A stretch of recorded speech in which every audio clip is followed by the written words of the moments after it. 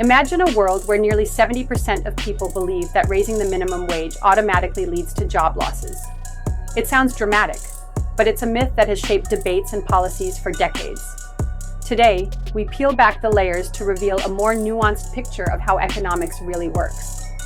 Economics touches every part of our lives, from the price of our morning coffee to our paychecks and the quality of public services. By debunking these common myths, we empower ourselves to make smarter decisions as voters, consumers, and members of our communities. In this video, we're diving into 4 pervasive economic myths, using compelling evidence and real-world examples to set the record straight. At first glance, it might seem obvious. Higher wages equal higher labor costs, which in turn force businesses to cut jobs. This simple equation has fueled fears of unemployment and business closures.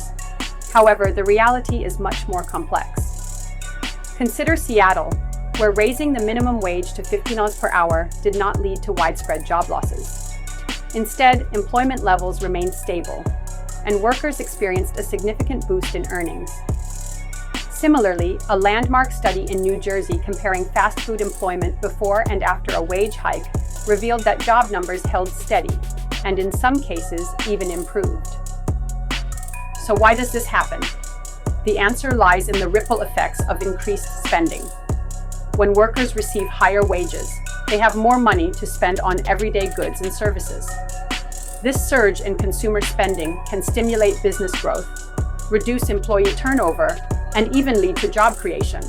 While small businesses with narrow profit margins might face short-term challenges, targeted support measures such as phased wage increases and business grants can help mitigate these effects.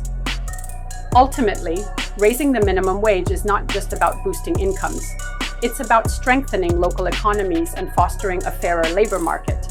It's a common refrain: when governments spend more, prices must rise. Yet, the relationship between government spending and inflation is far from linear. While uncontrolled money printing can indeed fuel inflation, strategic government investments tell a different story. Inflation occurs when there's too much money chasing too few goods. However, during economic slumps, well-directed government spending can actually catalyze growth without igniting runaway inflation.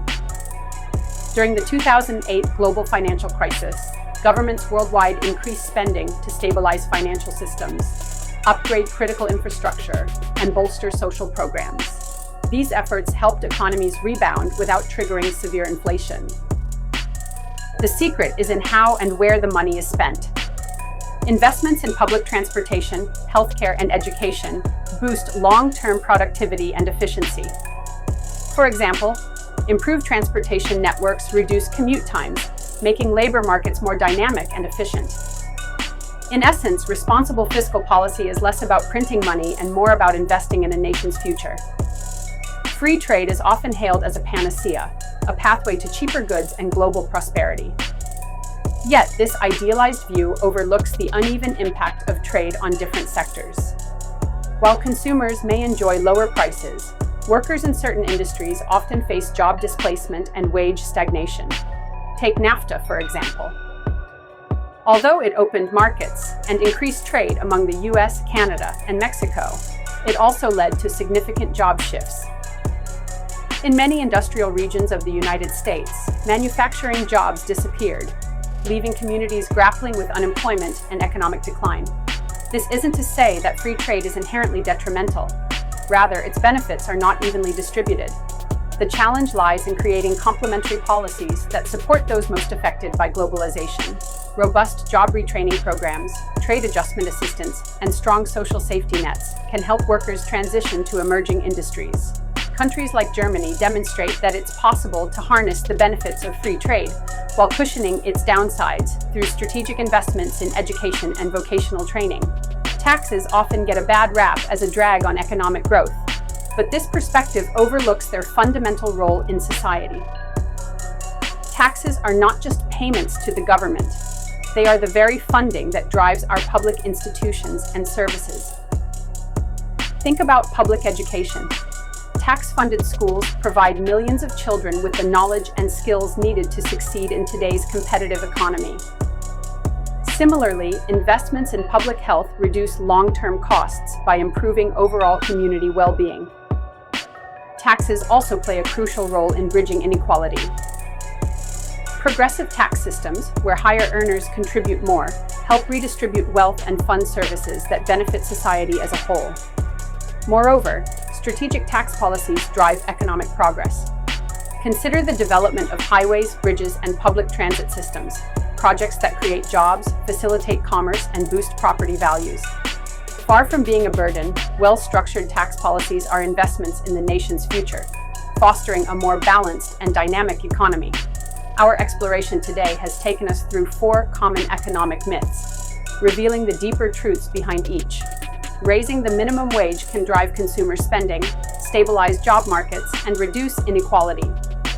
When wisely invested, government spending can stimulate growth and boost long-term productivity without triggering uncontrollable inflation. Free trade has its advantages, but without supportive policies, its benefits can be unevenly distributed.